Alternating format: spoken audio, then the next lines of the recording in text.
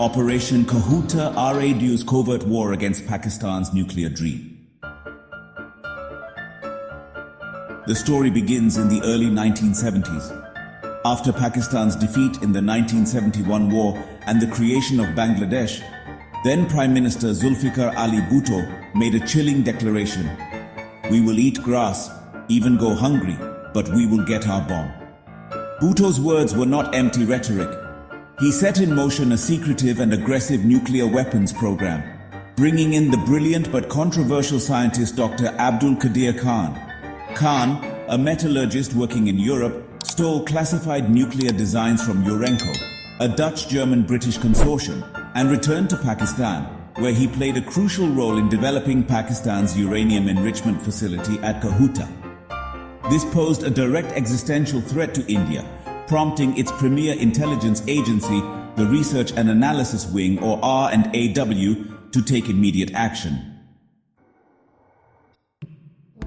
India's R&AW, under the leadership of its legendary chief Rameshwar Nath Kao, was tasked with uncovering and disrupting Pakistan's nuclear program.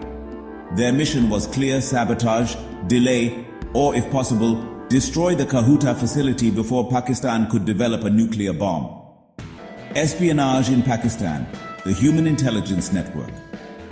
R&AW's first step was to establish a deep intelligence network inside Pakistan.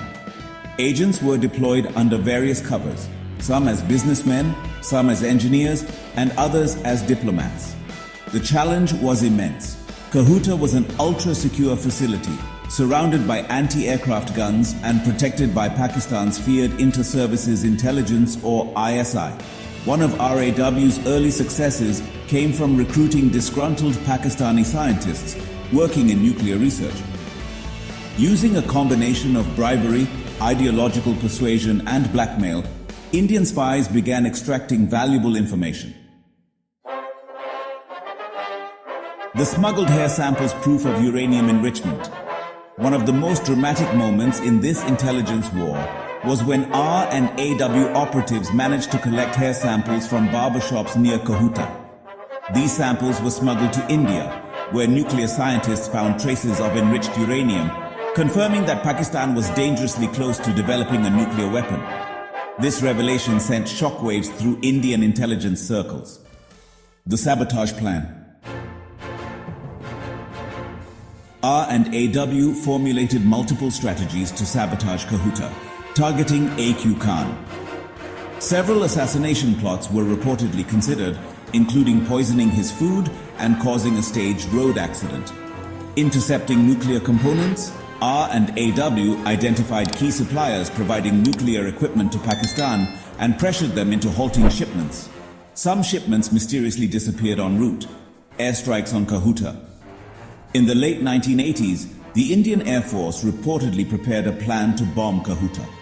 However, this was never executed due to the risk of triggering an all-out war with Pakistan. Explosive sabotage. R&AW considered planting explosives within the facility through inside operatives, but tight ISI surveillance made this nearly impossible. Pakistan's ISI was not oblivious to R&AW's moves. A brutal counterintelligence operation was launched, leading to the exposure and execution of several suspected Indian spies. The ISI increased security around Kahuta, monitoring all foreigners and suspected operatives. One of the biggest counterintelligence coups came when the ISI captured an Indian agent posing as a businessman in Islamabad. Under interrogation, he revealed details of R&AW's activities, forcing India to abort some of its missions. Despite its daring plans, R&AW could never fully execute Operation Kahuta. The risks were too high. Direct military action could lead to nuclear war. By the late 1990s, Pakistan had successfully conducted its nuclear tests in Chagai, Balochistan, officially becoming a nuclear power. Though R&AW failed to halt Pakistan's nuclear ambitions, its intelligence gathering efforts played a crucial role in shaping India's defense policies. The Kargil War in 1999 and subsequent military standoffs between India and Pakistan were influenced by this nuclear rivalry. The story of Operation Kahuta remains one of the greatest what-ifs in the history of espionage. What if R&AW had succeeded? Would South Asia have remained free of nuclear weapons? Or would another war have erupted? What do you think? Let us know in the comments below.